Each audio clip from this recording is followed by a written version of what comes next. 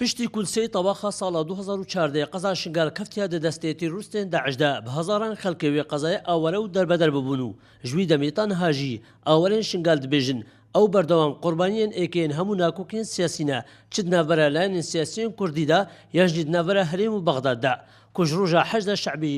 شنگال کۆنتڕۆل کردیتانە هاژی دەرگەهێ سحیلە کۆ یەکەم دەرگەهێت ناڤەرە دهۆک و شنگالدایە داخستیە بینم ئەوە پێنگاوێکە حزبیە هۆکارên سیاسیên سەرف هەلپشتن ji bo hindê ev xelkê aware bû mavekî dirêj li vê dermînetin çengû wekî em zanîn meha pênc belkî helbijartinê di Iraqê bênekirin ji bo hindê ev dengine ku ji mara wan jî gelek et bûn kontrola layanekî siyasî dabin heta piştî helbijartina jî dê vê xelkê dîsa baralakeneve û guhê xwe nadene rastî jî gerek hemû organên meعنî vê karê erkê xwe rabin û rêvekin bo vê xelkê çungû کارتێکردنەکە gelekê nêketiv ser jiyana wan kiriye gereke UN rêxirayên nêvdewletî mîdya ragihandkarên wekî we û tenanet hikûmeta herêmê jî helwestê xwe diyar kir ji girina vê rê û ev rêya bête vekirin çungû şilekî ve hikûmeta herêmê a daxwaza diyalogê li gel hikûmeta merkezî dike û bêjme hîç giriftinîne em li gel Iraqê rûniştnekên çawa snûr vî şêweyê hatîne girtina hinekana nîvîş ailê wan li vê deriya û nîv jî li wê deriya bi rastî jî li vê ceşnê diviyan ka pêgira ceşna xwe bikin û bayek rûnihin û çina eîdê diyek û daxwaza me ji hikûmeta merkezî û ya eqlîm heya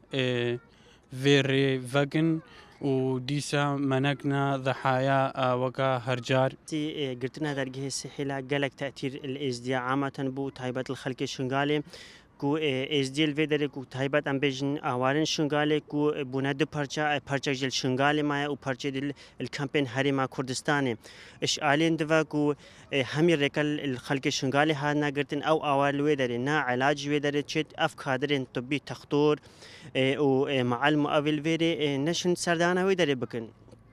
işalekî dive halê di wîlada li şingalê gelek zehmet dibin heta têne herêma Kurdistanê rêka şingalê heta Mûsilê tê li Mûsilê li Erbî re derdikeve nobêta Kurdistanê ihtimal 5 saata heta 6 saata texîr bê işalekî dive niha ku rêka nêva Behşîqa û Şêxan jî dergehê Behşîqa û Şêxanî girtiye işalê dive Erbîlê û Behşîqayê vekiriye eger çi ye ku êzdî her car bine siraat qurbaniyên siraatên siyasî navbera her du hikûmeta û ehzabên siyasî de ev îda êzdiya bû ev diroj ji îdê ku bêjin çûn sadan talibên êzdiya ku li Behşîqa dewam etkin ku neşe bin serdana malê xwe bikin rêka girtiye du saeta siya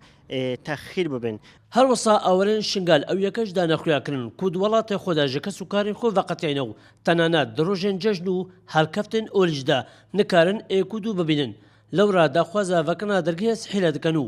دبێژن بەسە ئێدی ئەو ببنە قوربانên ناکۆکیên سیاسی شێروان خدر کورسات نیوز کۆمەڵگا خانکێ